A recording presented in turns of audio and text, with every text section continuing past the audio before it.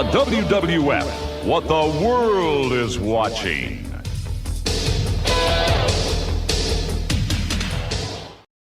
Turn it on and rip the knob off.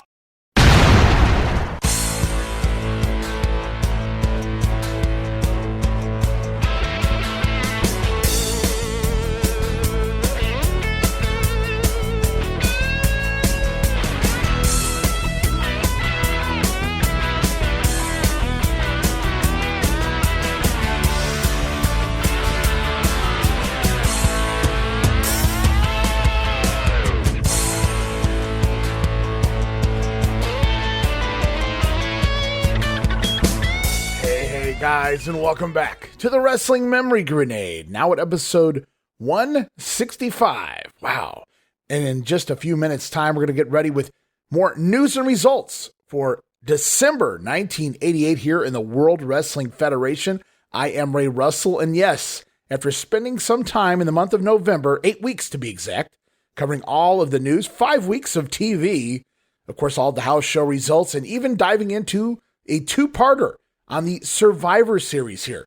In the year of 1988, we are back to conclude the year and head into, yes, we're going to do it right here on the Grenade, guys, 1989. Here we come. But first, we've got another month to get through here of 88 goodness. Now, it's good to be back. We've been away for a couple weeks, took a couple weeks off from the Grenade, but not away from WrestleCopia. We've been putting out tons of content, both in the podcasts here across the platforms and at WrestleCopia.com, but also tons of brand new video casts over at patreon.com/WrestleCopia as well. In fact, last week, we had planned to put out 9 new shows between the two sides, and we got 8 of them accomplished. So 8 out of 9 ain't bad.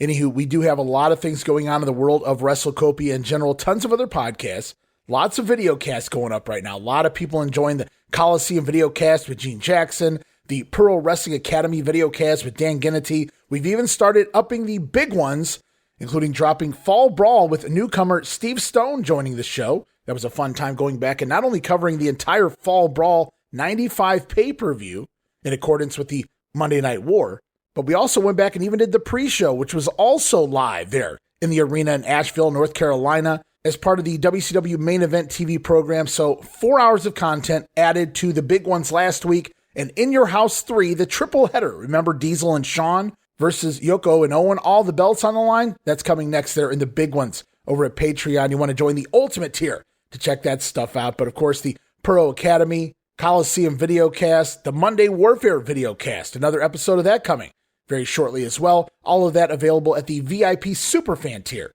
And for those of you who have been writing me on social media, I know who you are. Hey, when's the next Grenade coming out, Ray? Well, here it is, guys. But I must say, I would love to never have to take a week off here, but sometimes in between months, I have to reset and regroup and put all of my notes together.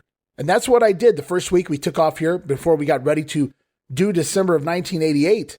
Now, I did not have the initial intentions of taking off last week as well, but simply too many programs, too much content to get to, and May has always been the most hectic month for me every year. We've got year-end choir concerts, year-end violin concerts, sporting events, award ceremonies, kids finishing up their school. It's just a crazy day in the Russell family household with 8 kids. So we've just got a lot going on right now. Appreciate your patience. We did put out 8 shows, though. Did I mention that? So not too bad. And for anybody who wants a nonstop, never-ending, week after week wrestling memory grenade, hey, man, just put me on your payroll. Bankroll me. I'll make sure to make it happen. But until that time, guys, we're going to miss a podcast every now and then, but I do appreciate you being back as we drive in to December news for 1988 in the World Wrestling Federation. Going to kick it off talking about returns and debuts, including the Hands of Stone, formerly known also as the One Man Gang. I'm talking about Ronnie Garvin, now known here in the World Wrestling Federation as Rugged Ronnie Garvin, debuted shortly before the Survivor Series, replacing Don Morocco on the house show circuit. And wouldn't you know it, right out of the gate, Ronnie Garvin's first opponent, Greg Valentine. Boy, that just never ended, did it? So Ronnie Garvin now here with the company, not on TV yet, but he will be before the end of December.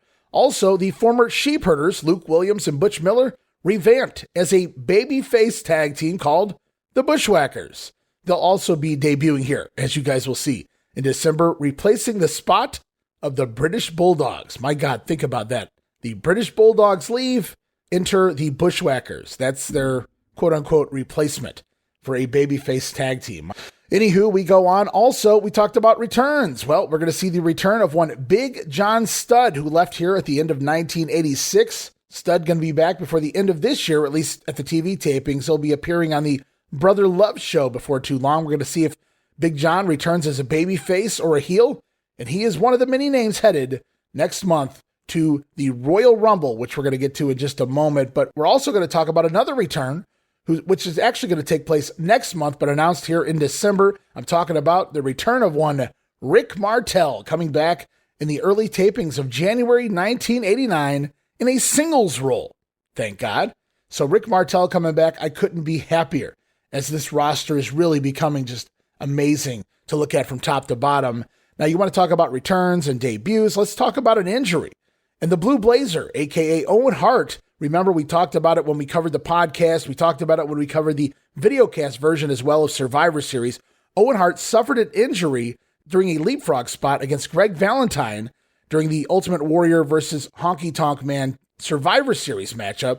Blazer got up over the hammer on one leapfrog, but on the return on the rebound, the hammer didn't really duck low enough, and the Blazer, catching his groin, his balls, if you will, right into the forehead of the Hammer Valentine. Now, they recovered pretty quickly there in the matchup, and it didn't really look like he was injured, but apparently it indeed affected Owen tremendously, as it was reported. Bret Hart had talked about it in future years and shoot interviews and things like that, talking about Owen there, that he walked into the hotel room either later that night or the next morning, and supposedly his groin area had swollen up to the size of a softball. I don't know how accurate that was, but apparently there was some sort of a hernia or rupture or something happened, and Owen's going to miss some time, not forever. He's going to take several weeks off, though, but he's expected to be back before the end of December, reports to Meltz. Anyway, we're going to have to see if that happens here as we go through some of the house show results. But indeed, Owen Hart is injured. The Blue Blazer goes down. A for effort, a hell of a performance at the Survivor Series pay-per-view. He continued on like a trooper and didn't really sell it. But unfortunately, its future doesn't look so bright, as he is booked to take on Akeem throughout the month of January 1989. So, as Meltzer aptly put it, Owen will be killed off upon his return. How dare you get hurt on my time, pal? No days off here in the World Wrestling Federation. As I mentioned, get ready to rumble, guys. It is indeed time to rumble once more. After a successful launch in January 1988 on the USA Network, the Royal Rumble returns. January 15th, 1989, coming to the Summit in Houston, Texas. The WWF has indeed upped their game this time, as there will now be 30 men involved in the big matchup. And this time it will air live on pay-per-view, a 30-man Royal Rumble. Who'da thunk it? Coming to pay-per-view January 1989. I'm sure we're going to talk all about that in the weeks to come here as we continue on. It wasn't too long ago we talked about the premiere of They Live, Roddy Piper's first big action flick in Hollywood. Well, it's reported by this point in December, Roddy Piper's movie, They Live, surpassed $35 million in total gross and is a big profit maker. That's $35 million in 80s money, guys. Do the math. As Meltzer speculating, Roddy Piper has to be in line for a huge role in a major big budget flick at this point in time. Now, hindsight being 2020, it just never seemed to come together, but imagine Roddy Piper in Nakatomi Towers. Boy, that would have been something. They Live, Die Hard, Roddy Piper. It's like the movie was named after him. Anywho, congratulations to Hot Rod there as we continue on. Remember, it wasn't that long ago we talked about it with Owen Hart's injury, the Survivor Series pay-per-view. There was also that issue going in with the British Bulldogs and the Fabulous Rougeau brothers. Now, we covered it here several weeks ago on a Break It Down segment. The feud, the legitimate heat between the two tag teams, specifically Dynamite Kid and Jacques Rougeau. Of course, Dynamite, one rib too many. Jacques blasting the teeth out of the Dynamite Kid, and Vince having a conversation with both teams, eventually leading to the Bulldogs giving notice, not really happy with the way they were being handled there in the company. So, again, we touched on this in the Survivor Series podcast, but the reason the Bulldogs lasted so long in the matchup and that the Rougeaus went out only 5 minutes into the match was because they wanted the Rougeaus time to get to the dressing room, get changed, and get out of Dodge, while Dynamite Kid was still in the ring for another 30 minutes, having to wrestle. So Vince McMahon warned both teams before the match that if it got out of hand in the ring, neither team would be paid for their pay-per-view matchup. So, hey, money talks at the end of the day. Maybe Dynamite thought, I'll be professional in the ring, but I'll handle business afterwards. Maybe he just let it go. I don't really know the situation. We know the Bulldogs were leaving that night, which is why everyone feared the worst. The Rougeaus followed protocol. They got out of the Richfield Coliseum, and the Bulldogs left a half an hour later, and the rest is history. So it went off without a hitch, thanks to, well, Vince McMahon, of all people. As we got another bit of news here, guys. This goes back to November 7th and the Leonard Lalonde fight. Remember, we speculated on the numbers and what Titan may or may not have done here. Well, Meltzer got some figures in the Observer, so I figured why not go over them here. In fact, I'll read an excerpt as he says the actual gross for the pay-per-view from the Leonard Lalonde fight on November 7th was $9.9 million, between a 3 and a 3.5% buy rate. However, losses were actually greater than speculated in the past of the Observer. Meltzer had been under the assumption prior to that Titan had gotten cable companies to pay large guarantees, which would have offset certain losses for anything under a 5% buy rate. Now, while some companies did that, most cable companies guaranteed only 1 to 2% buy rates and achieved those goals. So most cable companies actually broke even or even showed a profit for the event. Sugar Ray Leonard, he also made his millions, but it was Caesar's Palace in Las Vegas, of course the host of the fight, who lost an estimated $6.3 million on the live gate. Petty change to a Las Vegas casino. Titan Sports also appears to have lost in excess of $4.5 million. Did they have that much to piss away back then? Wow. Talk about a financial bloodbath for Titan Sports. There's no reason to lie about the figures, since they were easy to obtain. As the WWF Vince McMahon, Titan Sports had initially claimed a 6.8% buy rate and a $19.5 million gross. So basically what WWF did was double all of the figures, from a 3.5% to a 7% buy rate, and from about just shy of $10 million to 19.5. Stay classy, Vince. As we continue, speaking of staying classy, here's a fun story. There is an upcoming rival promotion, well, several promotions jumping together, including Memphis, the AWA, everybody coming together to form their own pay-per-view, Super Clash. Super Clash 3 live on pay-per-view in the main event, featuring Jerry Lawler taking on Kerry Von Erich for the Unified World Championship. They're going to unify the titles and make it one as part of this monster Super Clash 3 event being held in Chicago. However, the Illinois State Athletic Commission has a statute in its books which prohibits boxers or wrestlers with artificial limbs from competing in such contests in their state. Now, of course, the issue stems from a recent incident just a month or so prior to this time period that happened in Las Vegas after word leaked out about Kerry Von Erich having a boot pulled off in a matchup against Colonel Dibiase. Of course, everybody knows Kerry had his leg amputated. It was not common knowledge. In fact, it was kept very quiet, but it was recently discovered and it made the rounds, and it made the rounds back to Vince McMahon. And since that time, according to Meltzer anyway, Titan had significant influence on the Illinois Athletic Commission as they pressured the commission into setting up a hearing to review Von Erich's wrestling license. I'm not really sure what goes down with that. I couldn't really find any follow-up story in the Observer. Not saying it wasn't there. I simply couldn't find anything on it there or in the Torch. However, I can tell you that Kerry Von Erich makes the date. Now, Dave actually speculates during this time period that there were discussion with Larry Zbyszko to come in and replace Kerry. Boy, wouldn't that have been a main event? Larry Zbyszko and Jerry Lawler. Luckily, Kerry makes the date, and they have a fun little match. The finish, obviously, nobody wanted to do the job. Referee stoppage due to blood, and the King going over there on Kerry Von Erich. But he does make the pay-per-view. But if true, if this really happened, Vince McMahon contacting the Athletic Commission, I don't know how Meltzer would get that information. Possible speculation. I don't even know if the story's accurate. But somebody claims that Vince called in and had some work done there in order to try to prevent the main event of the Super Clash 3 pay-per-view from happening. Take that, pal. Again, just a story, really no proof behind it, but make of it what you will. What I will go on to talk about is a little news. In fact, we're going to go into the news. This is a fun one. The Ultimate Warrior and Jimmy Hart had a harrowing experience on December 5th, 1988, as they were on their way, not together, stay with me guys, from a South Florida show up to Daytona Beach. Hart stopped at a convenience store and an escaped convict pulled a gun on him. Boy, you can't write this stuff. Ironically, the Ultimate Warrior showed up a moment later, not knowing the guy had a gun, and Warrior Man got out of his car and asked if there was any trouble. Supposedly, the felon told Jimmy Hart he was going to shoot his big friend and pointed the gun at him.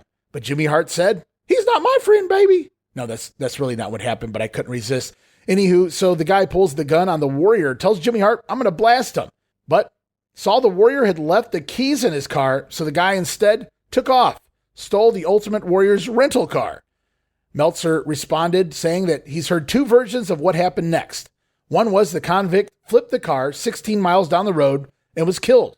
The other was that the police took after the convict, then he flipped the car and was killed trying to escape the police. Either way, apparently this convict stole the Warrior's car, went flying down the road, flipped it over, and died one way or another. Either way, wow, what a wild story, and I'd never heard that one before. So curious why Jimmy Hart's never put that one out there, or maybe he has. Jimmy's done a lot of interviews, so we'll have to go dig into that. But right now, I think we touched on this before, but I want to go back to this again because it's just such a fun story. Going back, talking about King Haku. Remember earlier this summer, him biting a guy's nose off in a bar fight? Well, I have a little more on that. King Haku found guilty on 2 of the 3 charges in connection with biting a man's nose off and spitting it on the floor during a bar fight. My God. Just happened back this past summer, guys. The sentencing takes place somewhere around this time, and Haku given probation, of all things. So no jail time for Haku, and I don't know if Vince had anything to do with that, but he stuck by him, and kudos to that. But at the same time, God bless Haku. And these stories, guys, they're not just stories. They're very true. Lots of fun times here in the WWF as we continue on. We're going to get into December results, looking at some really fun house show results here. But first, we're going to take this brief WrestleCopia timeout. Hey everybody, Gene Jackson here, inviting you to check out the Retro Wrestling Review, where each week I'm joined by some great co-hosts who help me review classic episodes of USWA Championship Wrestling, and right now we are doing week-by-week reviews of 1993. But we don't just do reviews, sometimes we get a chance to interview some of the people who were there and lived it, plus do watch-alongs. It's a lot of fun, so check out new episodes that drop every Wednesday at WrestleCopia.com, and to find links to everything associated to the podcast, you can go to USWApodcast.com. Hey guys, Ray Russell here, curator of the WrestleCopia Podcast Network, inviting you guys to listen to many of the programs here as part of the WrestleCopia brand, including, but not limited to, the Wrestling Memory Grenade, currently covering the 1988 and the WWF project. You can also listen to the Regional Wrestling Podcast, where we talk the territories. You can also listen to the Wrestling Stoop with the legend himself, Bob Roop. But that's not all. You can also check out the Puro Wrestling Academy with the professor of Puro Resu, Mr. Dan Ginnity. Dan and I go back in time and cover the history of Japanese professional wrestling in the English language. And you can listen to all of those shows and more, all part of the WrestleCopia Podcast Network, located over at WrestleCopia.com. That's WrestleCopia.com, and anywhere your podcast streaming needs are met. And while you're at it, why not subscribe to our social media guys for all the latest goings on here at the WrestleCopia Podcast Network. Plus, I'm constantly adding old school video clips and pictures from throughout wrestling history. You can follow us over on X, formerly Twitter, at Wrestling Grenade. That's at RASSLIN Grenade. Also, follow and like me, Facebook.com/Wrestling Grenade. And why not subscribe to YouTube.com/Wrestling Grenade. And of course, now would be a fantastic time to become a WrestleCopia patron over at Patreon.com/WrestleCopia. That address again, Patreon.com/WrestleCopia, where you get so many gifts, including all of my insanely detailed show notes for every episode of The Grenade Show, Regional Wrestling, and the Monday Warfare podcast. You'll also get early access to a lot of the podcasts here on the WrestleCopia brand, where you can listen days and sometimes as much as a week earlier than the rest of the listeners. But that's still not all, guys. You also get at least a dozen digital downloads for your viewing and reading pleasure each and every month, plus random bonus video drops, and of course, the Patreon exclusive Watch Along series covering many past WWF and WCW events. And if that's not all, videocasts, also now a part of Patreon. No subscription, cancel anytime. Give it a try for a month, guys. I think you'll like the content that I offer, and every penny of it goes right back here into paying the bills. So if you're looking to support that next up-and-coming podcast brand, please consider making it WrestleCopia. Help me pay some of the bills to keep the WrestleCopia podcast network and all of the great shows here up and running for the months and the years to come. This is Wrestling Nostalgia, the podcast that dives into wrestling history. Hey, wrestling fans, I'm Dave Dynasty, and if you enjoy podcasts that are knowledgeable and history-driven, then Wrestling Nostalgia is for you. With great guests and fun interviews, there are over 200 episodes in our archives. We chat with several first-time guests and often cover topics not discussed on other podcasts. Look up Wrestling Nostalgia on your favorite podcast platform and visit all of our links at linktree/WrestlePod. That is linktr.ee/RASSLEPOD.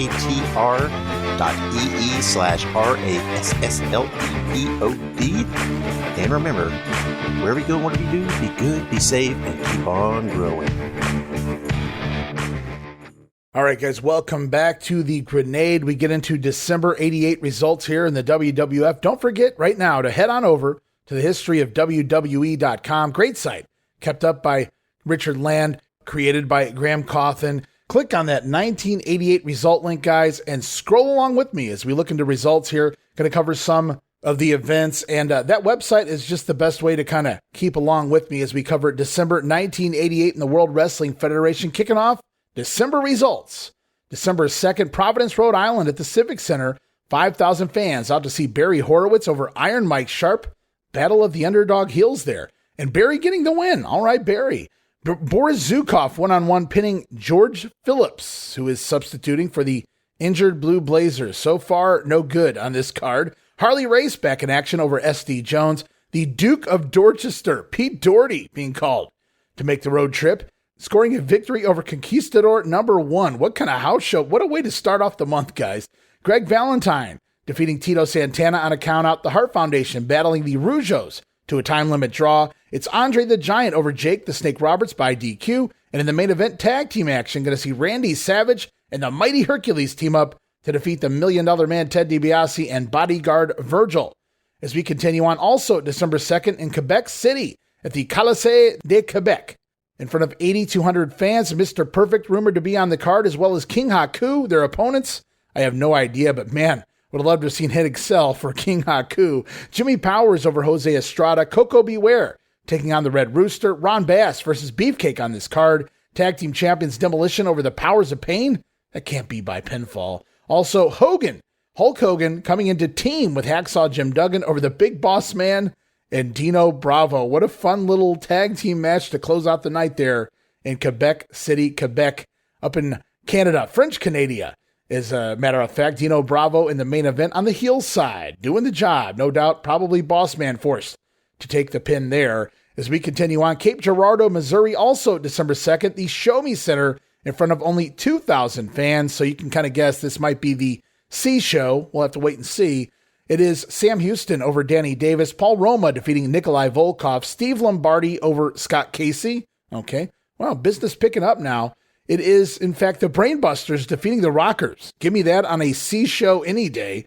And the Ultimate Warrior defending his IC title, pinning the Honky Tonk Man. So clearly coming into the closing stages of the Honky Warrior feud, Warrior beginning to pick up pinfall victories over Honky at the end of the year. Also on the card, Rick Rude over Hillbilly Jim, who has now replaced Ken Patera on the house shows. And the Rockers, co-winners of a 14-man battle royal. Going to give these fans just a little bit more here. Even in front of 2,000 fans, the WWF come out. And the Rockers, well, they do the job to the Busters on the undercard, but they get the win here in the big battle royal at the end of the night. So fans going home happy as we continue on December 3rd, Moncton, New Brunswick at the Coliseum. Going to see Tito Santana battle Greg Valentine to a draw. Virgil over Buddy Lane. Ray Rougeau scoring a victory in an 18-man battle royal, last eliminating Hacksaw Jim Duggan after interference, distraction by Jacques Rougeau on the floor, and thus Ray Rougeau, per stipulations, earns himself a world title match against the Macho Man at the end of the night. So we're going to have to pay attention to that. That's fun. Boris Zukov on this card over George Scotland, son of Arnie Scotland. Harley Race over Richard Charland. Hart Foundation battling the Rougeaus to a double disqualification. Duggan scoring a win over Dino Bravo, also by disqualification.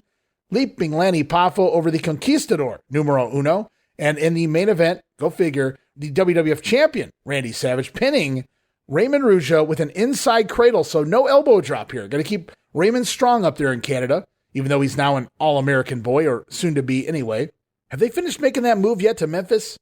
I'm sure time will tell as we continue on December 3rd. Also, Omaha, Nebraska, Civic Auditorium, 5,384 fans out to see Sam Houston pin Nikolai Volkov, Steve Lombardi over Scott Casey, Paul Roma downing dangerous Danny Davis. It's ravishing Rick Rude over Hillbilly Jim once again.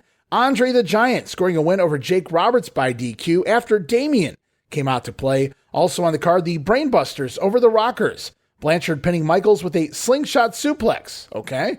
Bad News Brown on the card, defeating Omar Atlas in just 38 seconds. Good to see Omar getting a little work here, even in 1988. Well, heading into 89, my God, Omar's got to be up there. Also on the main event of the night, IC champion Warrior Man over Honky Tonk in just 5:09. As we roll on, also December 3rd, Boston Gardens, Boston, Massachusetts, 8,500 fans.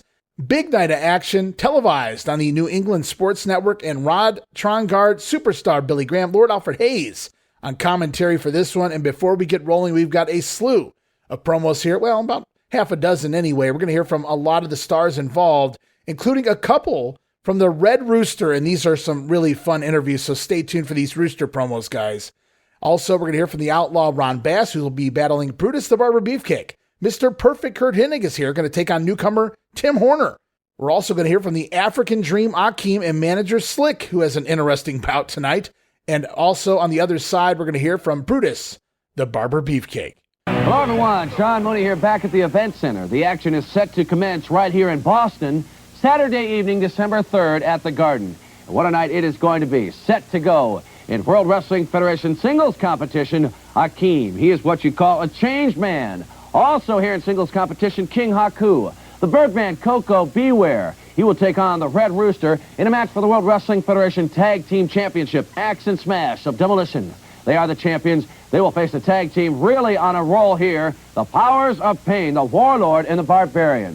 The Hulkster, Hulk Hogan. He will face the Big Boss Man. And there is a lot going on in that encounter. Also, Brutus the Barber Beefcake. He will take on the Outlaw Ron Bass. And this is what you call a shootout. Right now, the Outlaw is standing by. I hear that Mr. Beefcake, he's walking around, and he's hollering, and he's screaming, and he's making all kind of challenges to the big old Outlaw. Well, for you uninformed people, I'm going to tell you a few things. That reminds me of a big old muley bull. And by the way, a muley bull is when they got no horns. You understand what I'm talking about? He walks up and down that fence. He bellows, he balls. He's challenging everybody. But you don't dare put a big bull in there with him that's got the horns, because he's going to get his booty beat. And that's what's going to happen to you, Beefcake. You're just a big old muley bull, bellowing, and just challenging to everybody and anybody and to the big Outlaw. He's going to get in there, and he's got the horns, brother, and I'll load them heads, and I'm coming full charge. The Outlaw Ron Bass, he will face Brutus the Barber Beefcake December 3rd. The Birdman, Koko Beware, he will face the Red Rooster. Oh, what a difference a manager makes. Thank you, Bobby Heenan, for giving me this new personality, my new name, and new hope. Yes, I am now the Red Rooster, and I have to go through guys like Koko Beware that have a big name and a big reputation. Everybody's out there clapping for you, Koko. You got Frankie out there waving at people all excited. Well, what's going to happen when the Red Rooster goes out there and plucks those feathers one by one and is the #1 bird in town? You don't like it, the people don't like it, but there's nothing anybody can do about it. Red Rooster, he will take on the Birdman, Koko Beware. It all happens at the Boston Garden, Saturday evening, December 3rd.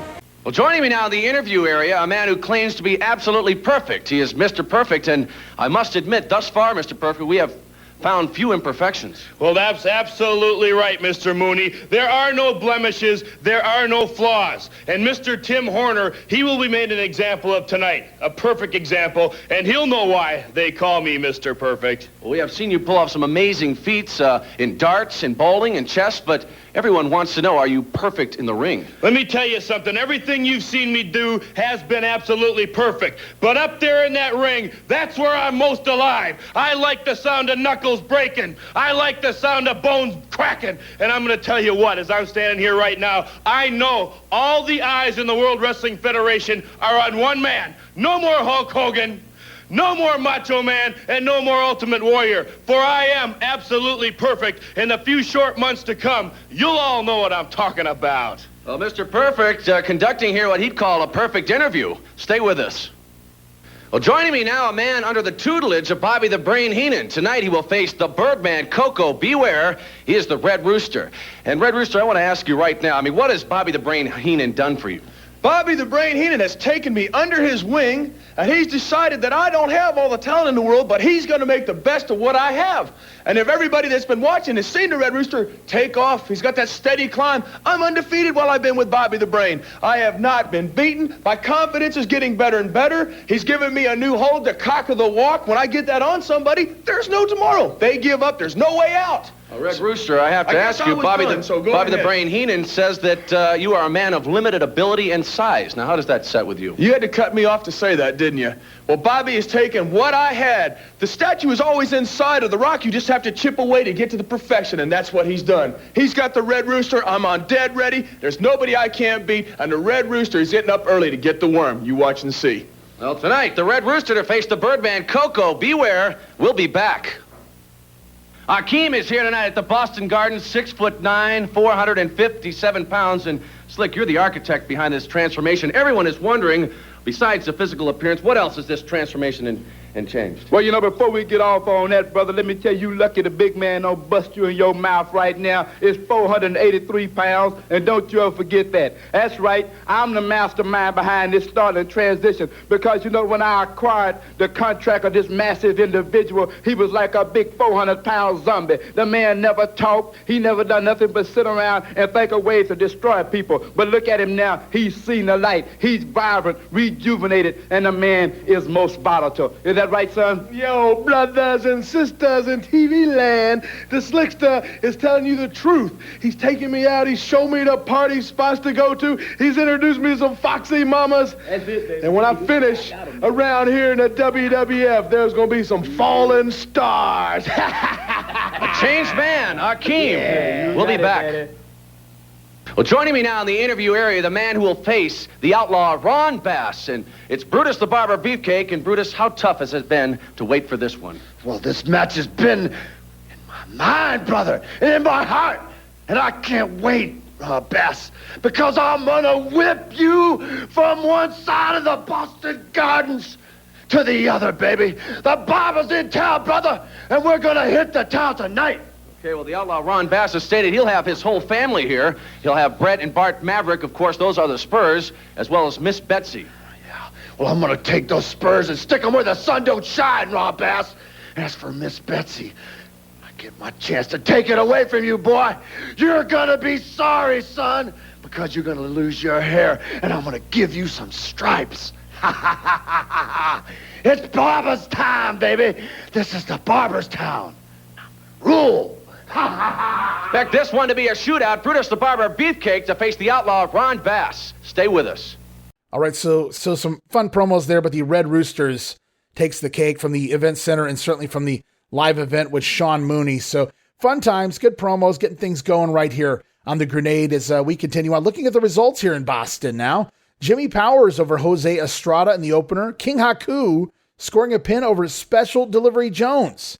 And as they will be doing for the next several weeks, picking a lowly job guy, a babyface job guy, if you will, to take a beating from the Powers of Pain. We saw at the Garden with Paul Roma, and we see it here in Boston with poor SD Jones. Basically, the fans are still confused as to who the heel and who the babyface is in the Demolition Powers of Pain double turn. And so, just like before the TV tapings, and in every house show, according to the Warlord, they're sending the Powers of Pain out there early in the show to attack a babyface and cut a promo with Fuji to get over the fact that they are, in fact, the heels. So SD Jones going down to Haku and then beaten down by the Powers of Pain. Thanks for coming, SD. Also, Mr. Perfect Curt Hennig defeating Tim Horner with a perfect plex. Fun match. Iron Mike Sharp avenges his loss, scoring a win over Barry Horowitz here in Boston. Koko B. Ware battling the Red Rooster to a 20-minute time limit draw. Writing's already on the wall for you, Terry. WWF Tag Team Champions Demolition battling the Powers of Pain to a double disqualification. Akeem scoring a victory over the Duke of Dorchester, Pete Doherty, with the big Air Africa 747 splash, crushing Doherty down to the mat. What a fun one. Talk about a clash of eras there. Would have loved to have seen Akeem in his prime take on the Golden Terror in the 1970s. Also on the card, Brutus Beefcake scoring another win over the Outlaw Ron Bass. Post-match, Bass going to attack Beefcake with Miss Betsy, but the Beefer ending up chasing the Outlaw from the ring with his own spurs. And as we close out the night, Hulk Hogan comes back to Boston, scoring a countout victory over the Big Boss Man, handcuffing Boss Man to that top rope, clotheslining him over. Thank God, doing this so much, so often on these house shows. The Boss Man never injured with these bumps, because kind of dangerous when you're having to play like you're stuck to the ropes there and taking those bumps down to the floor, but Boss Man pulled it off. Hogan getting another count-out victory. So not a lot of pinfall jobs yet to the Boss Man, but they're coming. Also, we roll on to December 4th. Montreal, Quebec from the Forum draws over 15,000 fans for a matinee show. Boy, let's see who's on this card. Mr. Perfect over Coco Beware. Richard Charlin pinning Conquistador #1. Dino Bravo scoring a win over Hacksaw Jim Duggan after interference from Frenchie Martin. This, of course, not a flag match, but Dino in his hometown, he's going to go over, and not just go over, he's going to score a pin over Hacksaw, probably the old knee to the back, as my brother mentioned on the Survivor Series episode. Also on the card, Tito Santana battling Greg Valentine to a draw. Harley Race over Lanny Poffo. Lanny already subbing for Ronnie Garvin in this one. Wow, Harley Race and Ron Garvin.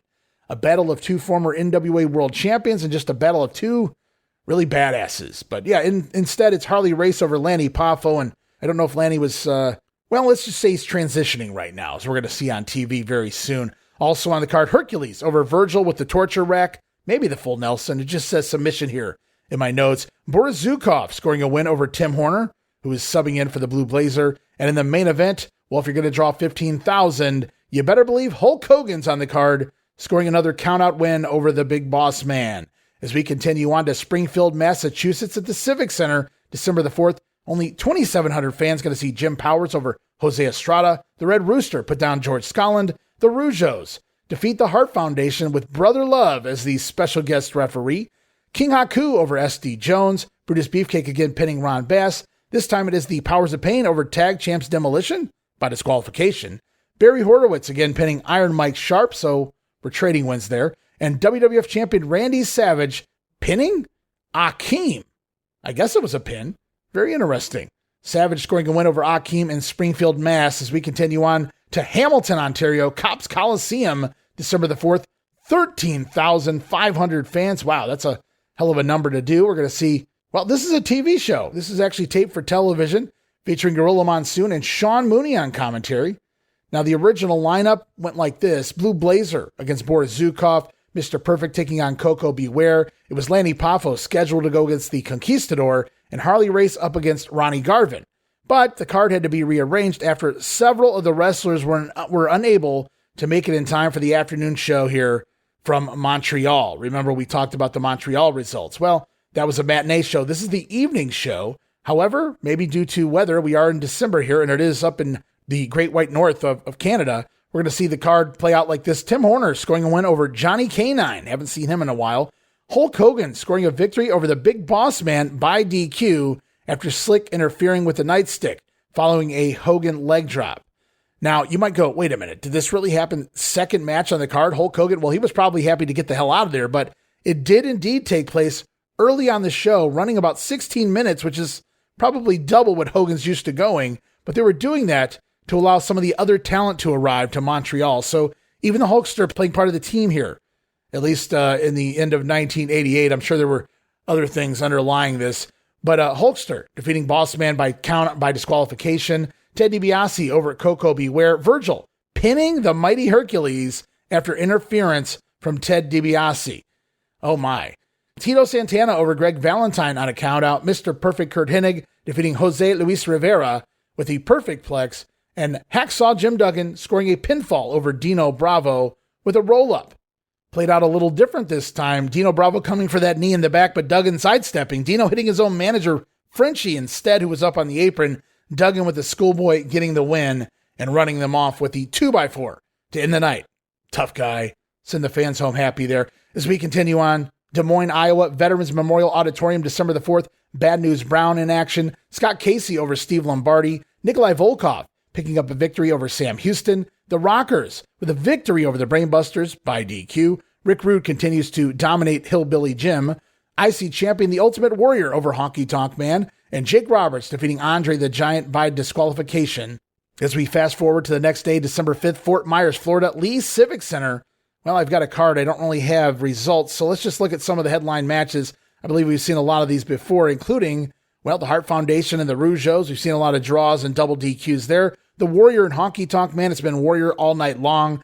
And Jake Roberts and Andre, they seem to be trading disqualification wins at this point in time. So those are some of the matches that went down in Fort Myers as we continue to Fort Pierce in St. Lucie County Civic Center, also December the 5th, in front of 3,000 fans. On that card, again, no real results, but some of the matches on the card announced were the Rockers and the Brainbusters, Ted DiBiase and the Mighty Hercules, and Randy Savage versus the Big Boss Man. Wow. Of course we don't have results. I would have loved to have known if that match actually took place. I don't know if there's any Macho Boss Man matches out there on videotape. Would love to see one of those. Just a couple of the shows, the WWF coming down to Florida. And then Live Oak, Florida, also scheduled for December 5th, but the show canceled. I'm assuming due to a lack of fan response in regards to ticket purchasing. So Live Oak canceled there at the Sewanee County Coliseum. So we will roll on to the following day. Well, they didn't have a problem selling out the 10,000 plus seat arena at the Ocean Center in Daytona Beach, Florida. The WWF bringing a Superstars taping to town, including a matchup. Well, this match actually out there. It aired on the French version of WWF Superstars, one of the famous matches featuring the Mega Man, Tom McGee, scoring a countout win over Arn Anderson. Super kick sending Anderson out to the floor. McGee scoring a victory over Double A. And that match does exist, guys. It might be on YouTube. As we continue on, a couple matches scheduled for the December 12th primetime. Going to see Hercules over Boris Zukov with the torture rack. Ronnie Garvin going to make his TV debut, likely, over Iron Mike Sharp, scoring a victory with a pile driver. Is Rugged Ron there? Also scheduled for the December 19th primetime, the Fabulous Rougeos, scoring a win over Coco Beware and Scott Casey. Total squash, by the way, guys. And primetime going to air January 2nd of 89. Danny Davis getting a win, maybe his last win, at least on TV, over Jimmy Powers with a reverse rolling cradle and a little hook of the tights. So even Danny Davis going to score a win heading in to the new year, which is kind of funny considering he'll be a referee before too long again. But also on the card again, Warrior over Honky Tonk in a dark match. Other dark matches featuring Jake versus Andre. And again, the Macho Man against the Big Boss Man, and no result. Damn it. So we roll on to the following day at the Sun Dome in Tampa. Over 9,000 fans paid December 7th, a Wrestling Challenge TV taping. Going to see Ted DiBiase score a victory over Tom McGee. Wow, that could have been interesting. Also to air on the December 26th primetime here. As part of the challenge taping, going to see the Rockers score a win over Pete Sanchez and the Gladiator. Mr. Perfect on the card over Coco Beware. In fact, this match shot twice because the first one, not so pretty. Randy Savage scoring a countout win over the Boss Man. Maybe we're doing the same finish as the Hogan matches. Andre again over Jake Roberts in a dark match by DQ. And as part of the Brother Love show, taped for the December 24th Superstars, but taped here at Wrestling Challenge, Brother Love going to interview Big John Studd and Bobby the Brain Heenan. Is Studd rejoining the Heenan family? Or will he have some words for his former manager? We'll have to wait and see, guys, as we continue on with WWF TV in the coming weeks. But right now we roll on to December 8th, 9th, and 10th. 3 shows, same results. Miami, Florida, Miami Arena, Jacksonville, Florida at the Coliseum, and Kansas City, Missouri Municipal Auditorium in front of 7,000 fans. Now, let's look at the card. Ronnie Garvin over Boris Zukov with the pile driver. Dino Bravo defeating Jim Duggan by countout. Except for in Kansas City, it's Duggan going over by DQ. So nobody's scoring a pin here on this loop. King Haku defeating Jimmy Powers. DiBiase over the Mighty Hercules. Boy, that push didn't go anywhere. The Brainbusters scoring victories over the Rockers. It's WWF Women's Champion Rockin' Robin over Sensational Sherry. Steve Lombardi downing Jose Estrada, and Hulk Hogan pinning the Big Boss Man with the leg drop. Except for in Kansas City, count out there doing that continued storyline. So Hogan's starting to get some pinfalls in some of the cities with the big leg on the Big Boss Man. As we continue on, the next 6 nights in a row, 6 shows in a row it was scheduled for. We're actually only going to see 5, and I'll tell you why in a moment. But Places like the Calgary Saddle Dome in Alberta, Canada, December 9th, December 10th, Saskatoon, Saskatchewan at the Saskatchewan Place. That was a matinee show. Also, they were scheduled to run Regina, Saskatchewan at the Agrodome later in the show, but again, canceled that event due to poor ticket advances. So we move on to December 11th. They didn't have that trouble there in Edmonton, Alberta. My, how odd it is, depending on the city you go. Northlands Coliseum, 15,000 fans in Edmonton. They couldn't even get enough to come to Regina. Very curious. Same card, by the way, guys. And lastly, December 12th, Vancouver, British Columbia, making our way to the West Coast there. Pacific Coliseum on December 12th in Vancouver. And the card looking like this. Iron Mike Sharp over Jose Luis Rivera. Tim Horner defeating Barry Horowitz. Bad News Brown over Lanny Poffo. Tito and the Hammer going to, again, time limit draws. Brutus Beefcake over Outlaw Ron Bass. Tag champs Demolition defeating Powers of Pain by DQ. And Wrestling 2, double DQs some nights. Also, Andre over Jake Roberts by DQ on the card. 12 minutes for Andre and Jake in one of the towns, reportedly. Yikes.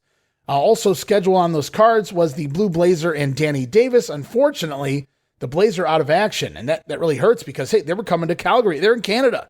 Would have been perfect time for Owen Hart to shine, but instead, the match canceled due to Owen's injury. And so, wow, 15,000 came out for this card, headlined by Andre and Jake, Demolition and Powers of Pain. Well, either Edmonton really loves pro wrestling or sports entertainment, pal, or these numbers cannot be accurate. But who am I to doubt the numbers here in the Observer of all places? So we continue on 3 shows, 8th, 9th, and 10th, Rockford, Illinois, Metro Center, La Crosse, Wisconsin, La Crosse Center, Madison, Wisconsin, Dane County Coliseum, matinee show there. Going to see some of the matches on the cards. No results, but Sam Houston and the Red Rooster, Scott Casey and Harley Race, Paul Roma taking on Mr. Perfect, Akeem going one-on-one with Coco Beware. Hearts and Rougeos continue their feud. Warrior scoring no doubt wins over the Honky Tonk Man in the main event, reportedly at least in Wisconsin, so likely every night. And this is a fun one, a rare one. WWF Champion Randy Savage pinning Ravishing Rick Rude with inside cradles on this little loop. Another fun match for the Macho Man, who's wrestling just about everyone. Talk about a fighting champion. So we continue on to South Bend, Indiana, and Phoenix, Arizona, Veterans Memorial Coliseum. These are December 11th and 12th. Steve Lombardi over Jose Estrada, Ronnie Garvin defeating Boris Zukov, Dibiase pinning Hercules after interference from Virgil, Dino Bravo getting some pinfalls over Jim Duggan here in the States. Notice they are not flag matches, guys. Also King Haku over Jimmy Powers, again Randy Savage pinning Rick Rude with the cradle, Women's Champion Rockin' Robin over Sherry, and the Brainbusters defeating the Rockers to close out the night. Fun action there in South Bend and Phoenix, Arizona. And we continue to just keep going. We keep on keeping on, guys. December 11th, couple shows there on the 11th and a show on the 12th, all of them with similar results in Wausau, Wisconsin at the high school, or the high school, to quote good old JR. Get well, Jim. Also Green Bay, Wisconsin, Brown County Arena, and Fort Wayne, Indiana at the old Allen County War Memorial Coliseum. Gotta love to say that. Mr. Perfect over Paul Roma. Akeem continuing to beat Coco Beware. What a mismatch. They must have saw that at Survivor Series, and Vince just said, "Ha ha, pal, I love it." Big Boss Man scoring wins over Sam Houston. In fact, one night, I have it reported that the Rooster pinning Sam Houston, but I don't think the Rooster was on this little loop, but you never know. Hart Foundation finally picking up a victory over the Rougeos on these shows, and the Ultimate Warrior continues to beat the Honky Tonk Man, but this is a little different, guys. These 3 shows held inside a steel cage. The Warrior over the Honky Tonk Man in a steel cage match. I bet it took longer to put the cage up than it took the Warrior to beat Honky Tonk. As we continue on, a couple of shows, December 16th and the 17th, headed down to Jerry Jarrett country, Jerry Lawler country. Memphis, Tennessee, invading the Mid-South Coliseum. How dare they? And the following night, Louisville Gardens, Louisville, Kentucky. Boy, that's a format I've seen somewhere before. So the WWF invading CWA, USWA would be country here before too long. And the action looks like this. Scott Casey over Steve Lombardi. Tim Horner putting down Barry Horowitz. Hillbilly Jim coming back to town over Nikolai Volkov. Hart Foundation battling the Rougeos to a draw. Brutus Beefcake over the Outlaw Ron Bass. Jim Duggan scoring a DQ win over Dino Bravo. And in the main event, Randy Savage continuing to pick up victories over Ravishing Rick Rude. So, hey, they brought 2 Memphis mainstays of the mid-'80s, Ravishing Rick Rude and Randy Savage, back to town. Both guys headliners in their own right, former champions there in Memphis. and they're main eventing, headlining. So good call there by whoever was in charge. So that's where we are right now as of December 17th, but we're not done. We've got a lot more to go, including, while we're heading off, couple shows. Scranton, PA on the 17th, nighttime show, but earlier in the day, a matinee show, same card, same state, but this one held in the Philadelphia, Pennsylvania area. You may guess it's at the Spectrum in front of only 5,723 fans. Unbelievable. Now, I will say also, there was a show the day prior in Toledo at the Sports Arena, Toledo, Ohio, December 16th, with similar main event matches, headline matches, if you will, but some of the undercard changed. But for all intents and purposes, we're going to talk about the Spectrum event, televised on the Prism Network with Dick Graham and Bobby Heenan on commentary. Now, there's an odd duo for you. Miss Elizabeth was on this program as a guest of the Brother Love Show, in which Brother refused to let Elizabeth speak, pulling the microphone away while questioning her about Bad News Brown's allegations that she was doing favors for the WWF president, Jack Tunney. Of course, this would bring out WWF Champion Randy Savage. Coming to make the save for the lovely Liz, Savage had an opinion of Brother Love, telling Love to inform Brown he would give him a title shot anywhere, anytime. Randy Savage out there to protect his Lady Luck and instead take over the Brother Love show. So Randy Savage, will he wrestle here tonight? Yes, he will. He'll be on the card. So we get a double dose of the Macho Man in Philly. Also on the card, Red Rooster over Sam Houston, Mr. Perfect pinning Paul Roma, Brutus Beefcake battling Rick Rude to a double countout. It's the Brainbusters over the Rockers. Go watch this one, guys. Really great stuff here. WWF Champion Ultimate Warrior pinning the Honky Tonk Man on TV. So, yeah, you know this one's over. Also, Harley Race, no longer the king, or at least not announced as the king. You can't tell that to his trunks, though. But Harley, I don't want to say he's a babyface per se. I mean, he is Harley Race. Can he really be a true babyface? But Harley scoring a win over Danny Davis with a superplex. Race then grabbing a mic and challenging Bobby Heenan to bring King Haku out to face him. Harley went down and grabbed Heenan from commentary, Bobby offering to shake Race's hand, but instead Harley slapping his now former manager instead. So very interesting. Is Bobby Heenan aligned with just King Haku? Is he waiting to see who wins this upcoming feud between the two kings, or would-be kings, if you will? So going to be interesting to see how this plays out. But Harley getting a pop, of course, for beating Danny Davis, but even more so for slapping the Brain right here at the Spectrum. Now, we saw Randy Savage out here as part of the Brother Love show, but he's back, and so is Elizabeth in his corner. Savage scoring a win over King Haku with the flying elbow on the card, and Jim Duggan pinning Frenchie Martin with Dino Bravo in his corner. So Frenchie doing the wrestling here tonight. We've seen Virgil do it a lot lately too. And Duggan scoring the win with his big three-point stance and clothesline.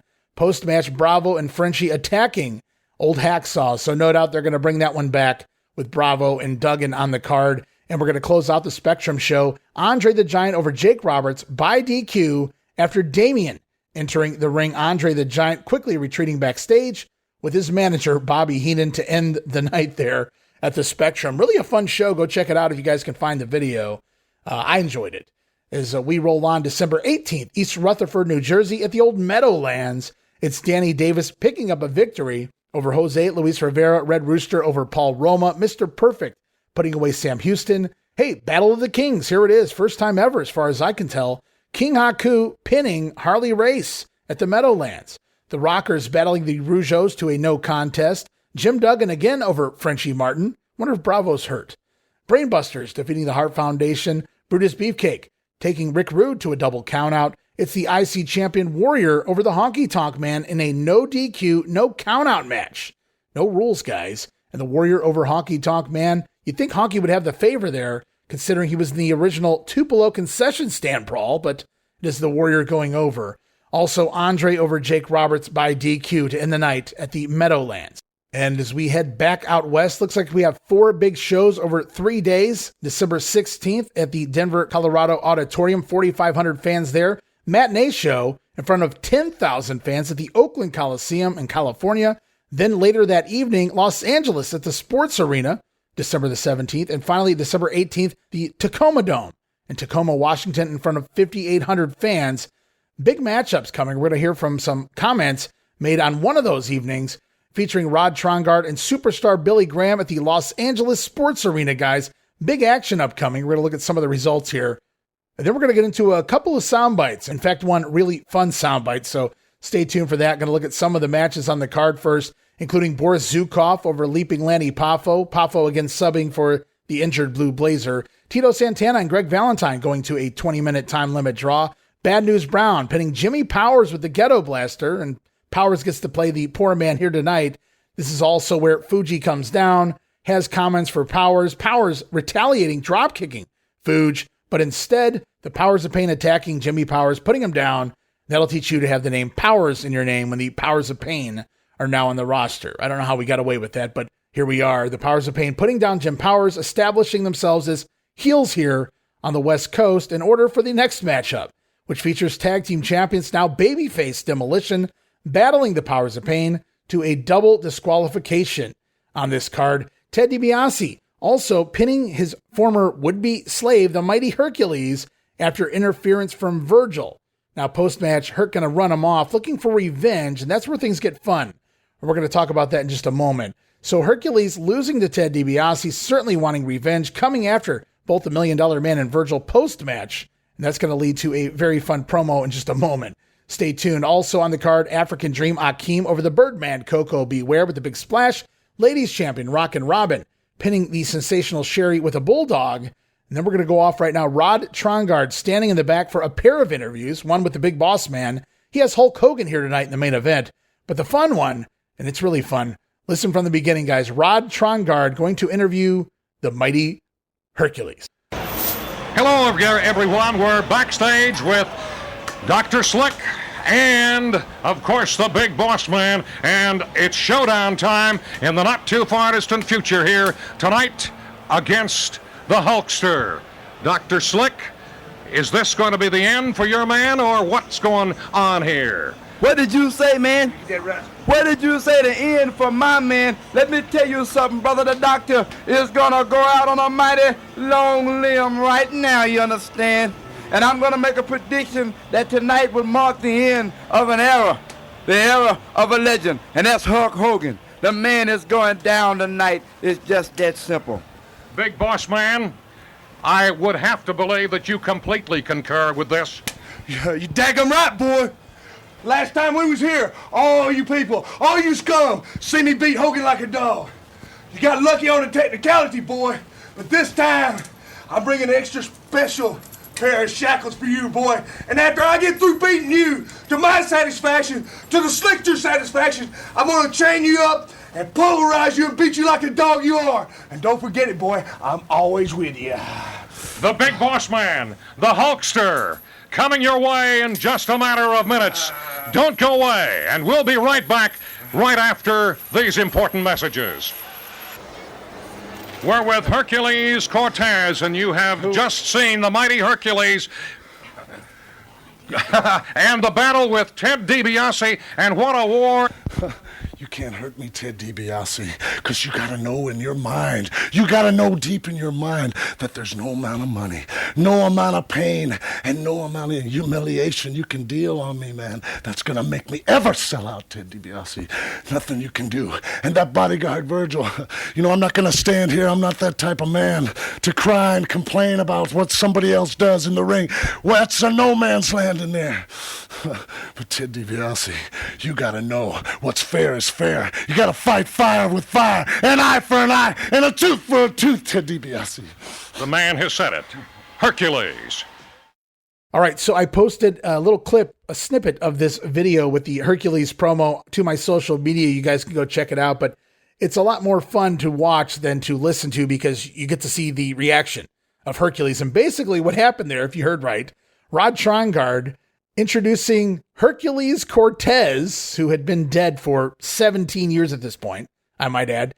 Car accident way back in 1971. Hercules Cortez was, in fact, a professional wrestler in AWA country, which is where Rod came from, so showing his age there. But referring to Hercules as Hercules Cortez and the Mighty One using his hands to call a timeout, a redo, a reshoot. He's calling timeout. Somebody says something to Hercules off camera. I believe it was something along the lines of, "We're live, pal."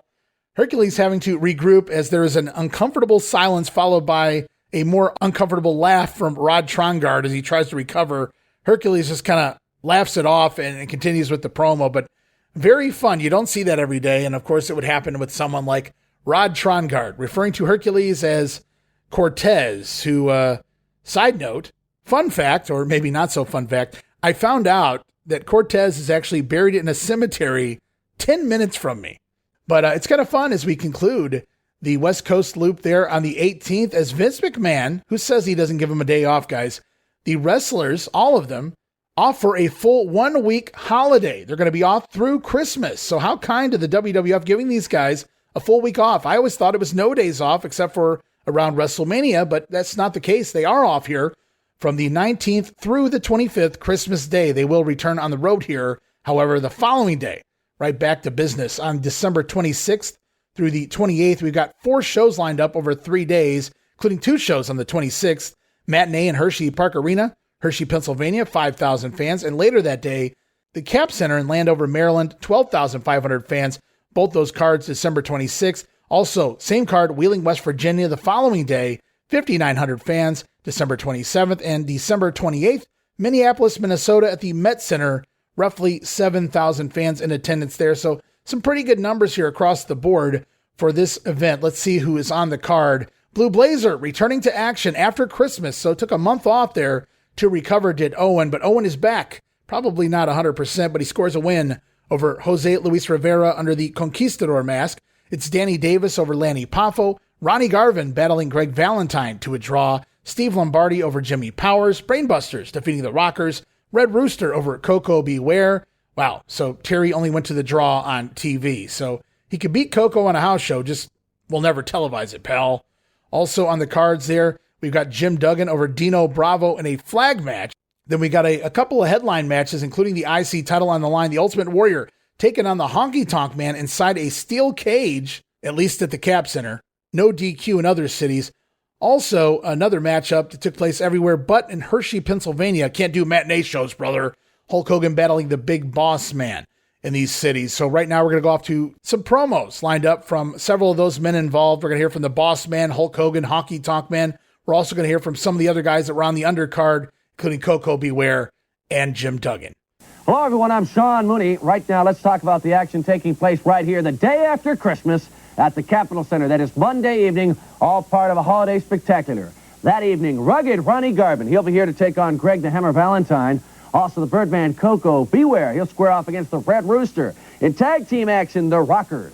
They will face the Brainbusters in a flag match. Hacksaw Jim Duggan. He will take on Canadian strongman Dino Bravo. Which man will have his flag raised to the top of the arena? In a return title match held inside a steel cage, the Ultimate Warrior to defend the Intercontinental Championship against the Honky Tonk Man, and Hulk Hogan right here at the Capitol Center to face the Big Boss Man. How does it feel, Hulk Hogan?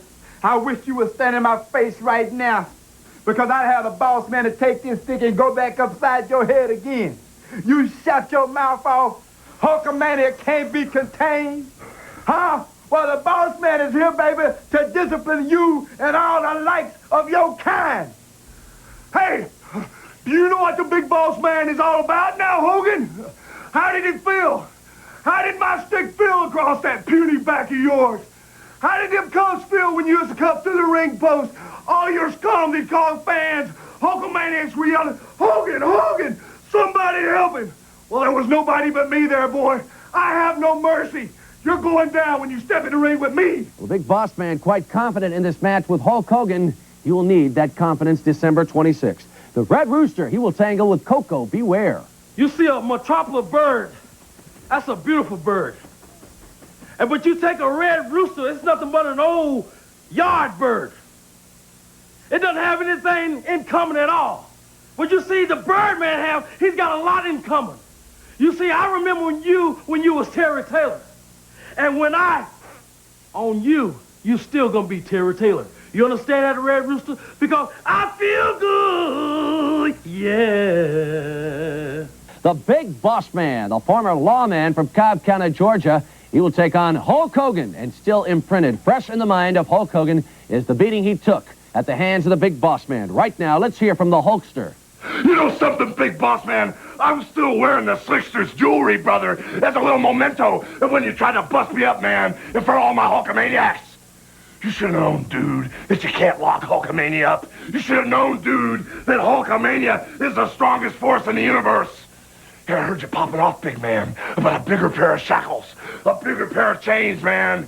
Well, when you and I step inside the institution of Hulkamania, my institution, I'm the warden, brother, and if something happens, you try to shackle Hulkamania down. If the chains don't break in half, if I don't break the chains that bind me, I'll pull the whole foundation of the arena up. I'll drag all my Hulkamaniacs with me if I have to hunt you down. But Big Boss Man, now that I know the rules that you and the Slickster have laid out, it's going to be real easy to play the game. Number one, man, I'm sick of the way you've been busting everybody up with that nightstick. I get a good dose of it, man. I know what it's all about. You just have the little fuel to the fire, Big Boss Man. You were on my hit list all along. I had your M.O. But when you and Slickster jumped up in my face, man, that gave me all the more reason to want you, man. To taste you, to feel your sweat when you're beating on me, man. It's my game now. I'm the judge, the jury. I'll be the executioner. And when you go down at the hands of the pythons, brother, I'll shackle you to the ring post and slap you down. And it will happen right here at the Capitol Center, December 26th. The Ultimate Warrior defending his title against the Honky Tonk Man.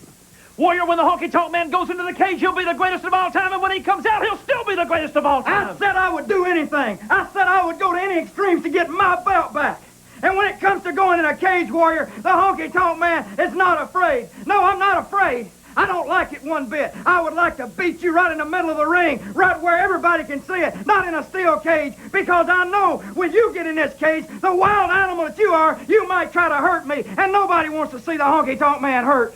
Well, that matchup for the Intercontinental Championship. This one is a matter of patriotism. Dino Bravo to face Hacksaw Jim Duggan. Attention!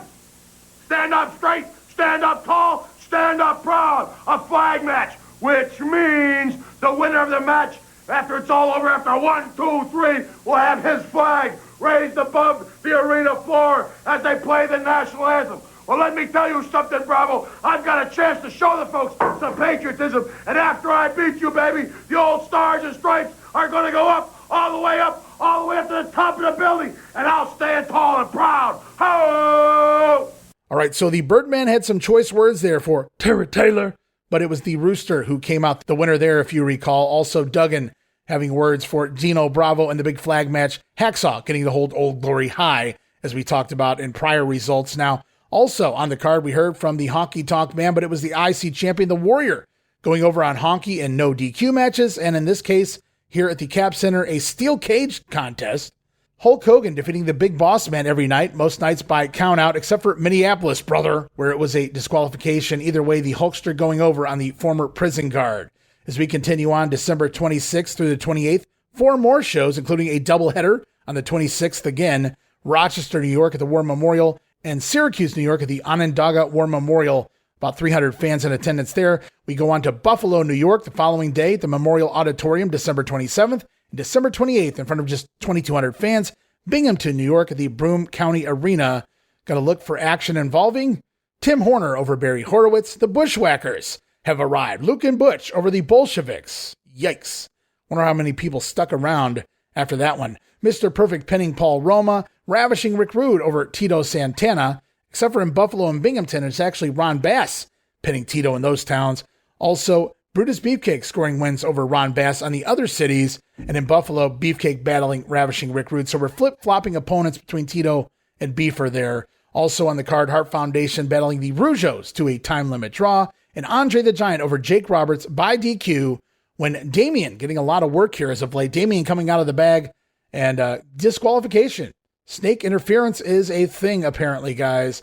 As we continue on to a matinee show December 26th in Toronto, Ontario, Maple Leaf Gardens, 15,000 fans. My goodness.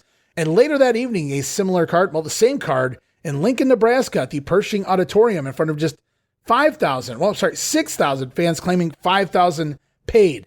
Now in Lincoln, Nebraska, it's Sam Houston over the Conquistador. And this is where Sam gets beat down by the Powers of Pain. But in both arenas, it's going to be Iron Mike Sharp over Jose Luis Rivera. Akeem pinning Hillbilly Jim. No, thank you. Ted DiBiase scoring a win over Sam Houston, subbing for Hercules. Also on the card, Rockin' Robin downing Judy Martin, getting ready for their big showdown in January. Demolition battling the Powers of Pain to a double DQ. King Haku scoring a pinfall victory over Harley Race. Haku blocking a superplex, tossing Race down, dropping an elbow from the middle rope, and scoring the win there. And to close out both events, Macho Man Randy Savage successfully retaining his title over Bad News Brown, pinning Bad News heading into the new year. The matches have begun, guys.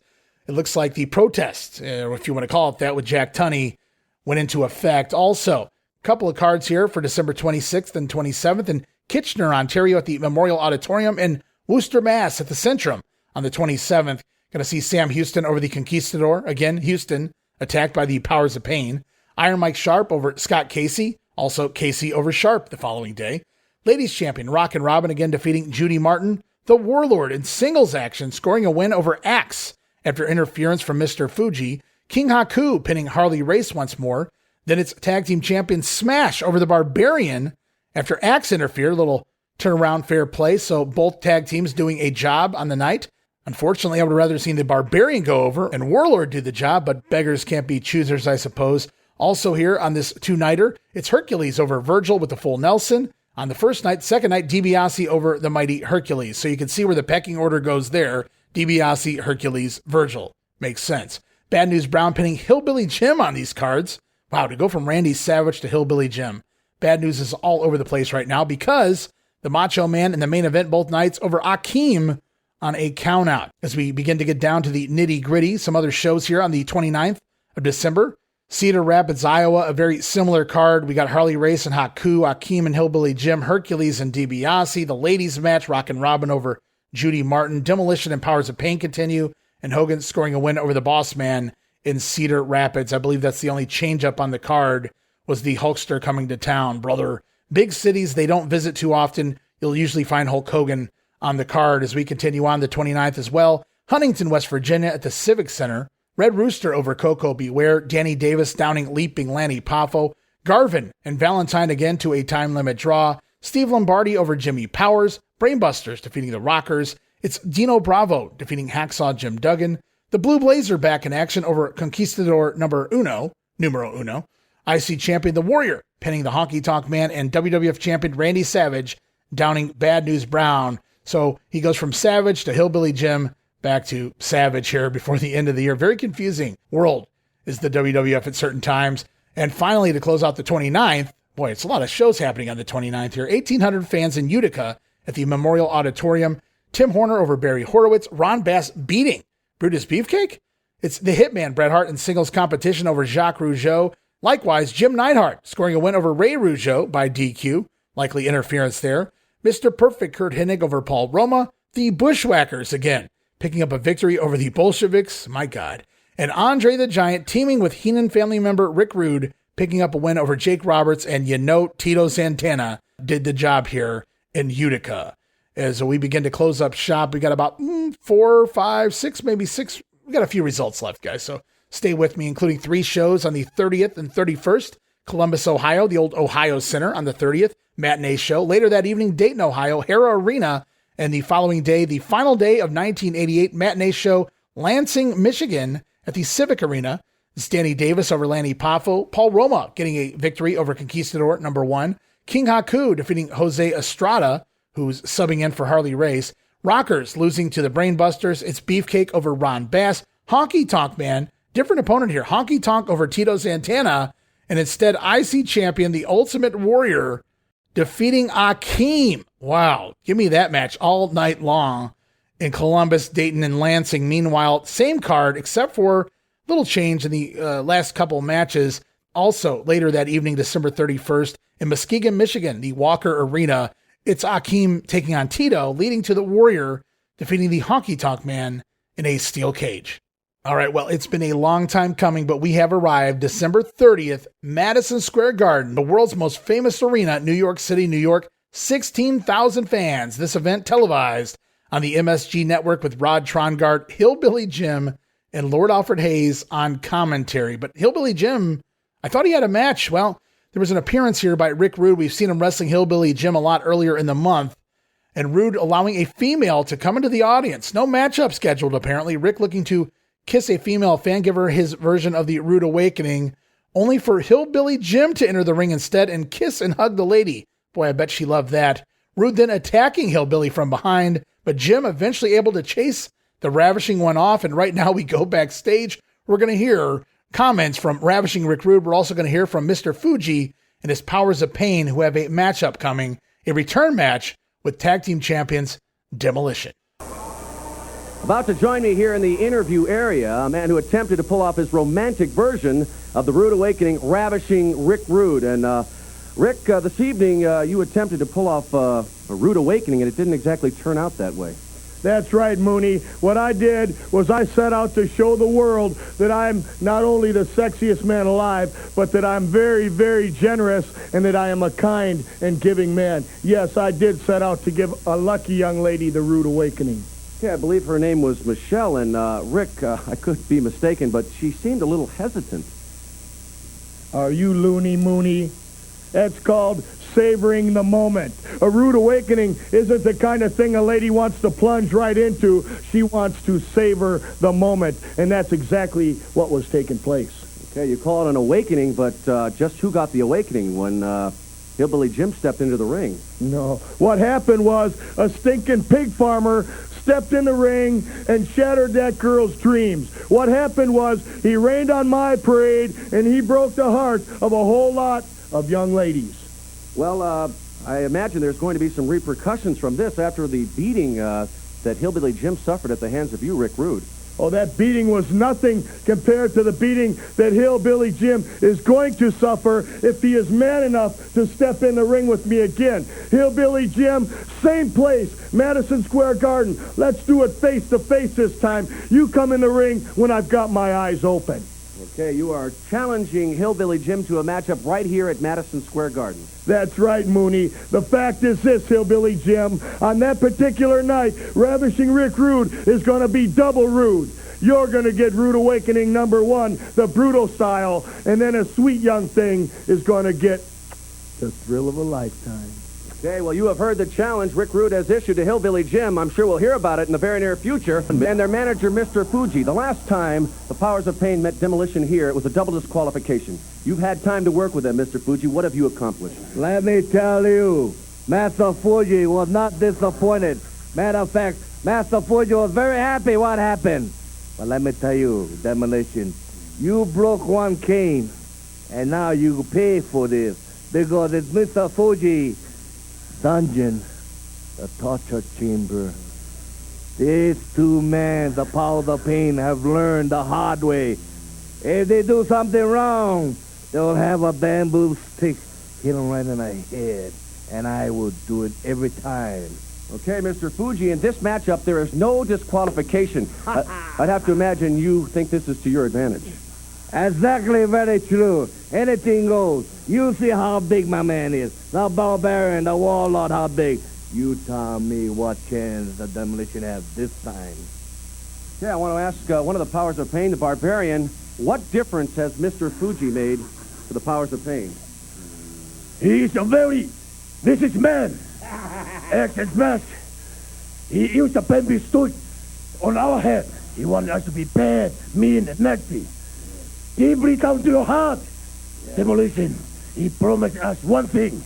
We're gonna get the power where it belongs sooner or later.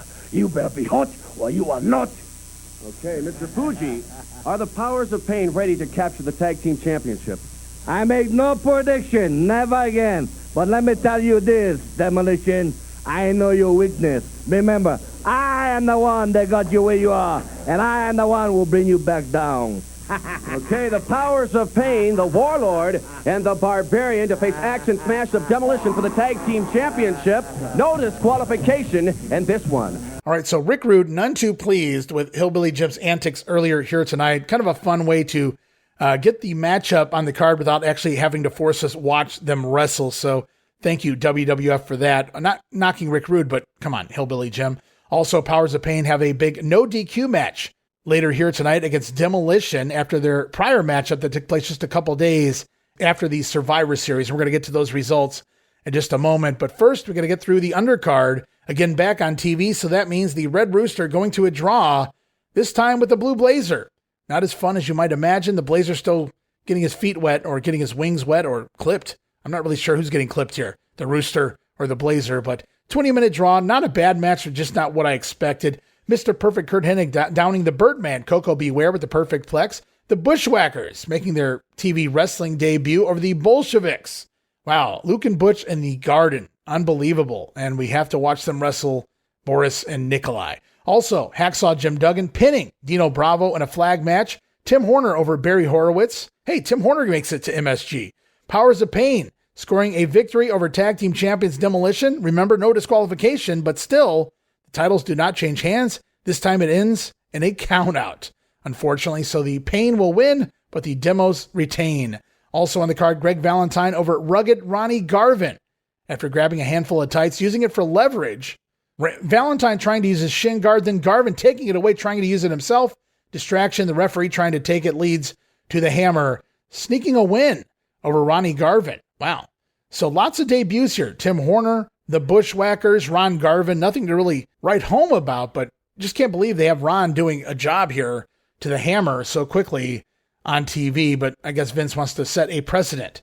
Let everybody know where they lay on the totem pole as we can go into the main event now of the Garden. WWF World Champion Macho Man Randy Savage with the lovely Miss Elizabeth scoring a pinfall already over Bad News Brown. Macho reversing a power slam attempt into an inside cradle. You might think, well, that was a fast feud. Well, we're not done yet. Post-match, Brown attacking Macho with a garbage can until Savage able to clear the ring. So we may see a rematch, I'd have to imagine. I don't think Savage is going to let this go. But Bad News Brown bringing garbage, bringing plunder, if you will, to the ring here. And of course, being just outside of Harlem, why not? As we continue on, we get a repeat. The following day, December 31st, a matinee and nighttime show. Very similar cards to that of MSG. The only difference here on the 31st, Hartford, Connecticut, and later that evening, Providence, Rhode Island. We're going to see Rick Rude pin Hillbilly Jim, so we don't get the angle. Instead, we get the matchup, which we lucked out on not seeing at the Garden. However, Rooster scoring pinfalls over the Blue Blazer. That could be telling considering what's coming up for Terry. The Red Rooster over the Blue Blazer, but not on TV. So Terry Taylor pinning Owen Hart. Again, that'll teach you to get hurt, pal. And we are going to close up shop. 3 shows here. One result for all 3 shows. Same results, I should say. Chicago, Illinois, Rosemont Horizon, December the 30th, 11,000 fans. Then from there, the following day, the final day of 1988, New Year's Eve, and these guys are doing double duty. Springfield, Illinois at the Prairie Capital Convention Center, matinee show. And later that evening at the Market Square Arena, Indianapolis, Indiana. Going to see the card look like this. Sam Houston over the Conquistador, ladies champion Rockin' Robin pinning the sensational Sherry, Scott Casey over Iron Mike Sharp. It's Andre the Giant defeating Jake Roberts by DQ, Steve Lombardi pinning Jimmy Powers. In Chicago only, the Hart Foundation battling the Rougeaus to a draw. However, in Springfield and Indianapolis, it's the Rougeaus pinning the Hart Foundation. Now, some of these towns have Virgil over the mighty Hercules. Others have Dibiase pinning Hercules due to outside interference from one or the other, but these Hercules doing jobs for Virgil deal just doesn't work for me, brother. Speaking of working for me, to conclude the year, we'd be remiss if it wasn't some Hulk Hogan pinfalls over the Big Boss Man, the big leg drop. Post-match, Hogan handcuffing the Boss Man to Slick. And in at least one instance, I have a Hogan countout again over the Boss Man on this 3-show loop. So Hogan getting a couple pinfalls here over the former prison guard to conclude the year. And that will wrap us up here this week on The Grenade. Hope you guys had a great time. Glad to be back. Happy to be here. And again, we'll be here as early and as often as we can, week after week. Again, we put out a string of 8 shows in a row there for November 1988. December shouldn't have to go that long. We don't have any pay-per-views here, no Saturday night's main events, but we do have one of those coming in January, as well as another pay-per-view in the Royal Rumble. So January going to be a long time, but it's a new year, 1989, another project on the horizon. But we've got some WWF TV to make it through first, guys. Lots of fun stuff about to happen, including the fallout from the recent attack, Bad News Brown attacking one President Jack Tunney. That's going to be fun. Also, the Hogan Bossman feud continues on. We're going to see where the Warrior Man is headed next, as it looks like Honky Tonk Man, his feud with the Warrior, coming to a closure. And of course, the new feud between the Demolition and the Powers of Pain. Let's see if they can add some coal to that fire. So lots going on, and some new talent headed in. We're going to see debut, as we talked about. So stay tuned, guys, as we roll through the month of December. TV coming up next week right here, another week. The first week of December 1988 TV in the World Wrestling Federation. Reminder real quick, stop over to WrestleCopia.com. Check out all the great podcasts we have going on, from the Wrestling Stoop with Bob Roop to the Regional Wrestling Podcast. So many great projects right now over there at Regional Wrestling. Gene Jackson and the Retro Wrestling Review, and the list goes on and on. Check it out. They're available at WrestleCopia.com. Many of them available at YouTube.com/WrestlingGrenade. And, of course, they're all available at your favorite podcast streaming platform. So go check it out right now, guys. And certainly, we could use your support. Keep the brand alive, up and running. Talking about Patreon.com/WrestleCopia. 3 big tiers, including the all-access tier. It's been there forever, guys. You get so many great gifts for that $5 all-access tier, but just for a few bucks more, it's the VIP Superfan tier. Lots of great video casts, the Pro Wrestling Academy, the Coliseum videocast, the Monday Warfare videocast. Plus, you get Dan and Gene's show notes for their podcast, and then just for a little more, the Ultimate tier now. We've kicked it up a notch with the Ultimate tier, dropping the Big Ones videocast. Lots of great legendary events, and including all the events, pay-per-views, big events that coincide with the Monday Night War. We started with Fall Brawl 95. As I mentioned at the top of the program, it continues on with In Your House 3 and so on and so forth, but also other big events from wrestling history past. So stay tuned there. Join us for the Ultimate tier, and including another videocast coming entitled Regional Wrestling Unreeled. That's Unreeled. Fun little play there, as it is a videocast of regional wrestling, not the episodes you hear on the audio podcast, but completely different episodes covering completely different projects. You're going to love it. And if all of that wasn't enough, we have a treasure chest of video files you guys might like to look at, and so much more coming there at the Ultimate tier. Be a part of it now. Patreon.com/WrestleCopia. We could really use your help in keeping the bills paid. And it's as simple as this, guys. The more patrons we have, the more product we can produce. With no true to form commercials here on any of our podcasts, it's our way to stay afloat, and we certainly appreciate all of our patrons for continuing their support. But that's going to wrap us up here for this week, guys. We'll be back soon. Another wrestling memory grenade around the corner as we kick off December TV for 1988 in the World Wrestling Federation. Again, I say it with great pride. 1989, here we come before too long. But for now, this is Ray Russell saying, from pillar to post and coast to coast, you pull the pin, and I'll pick up the pieces right here on the Wrestling Memory Grenade. I'll see you next week. Don't miss it. Be there.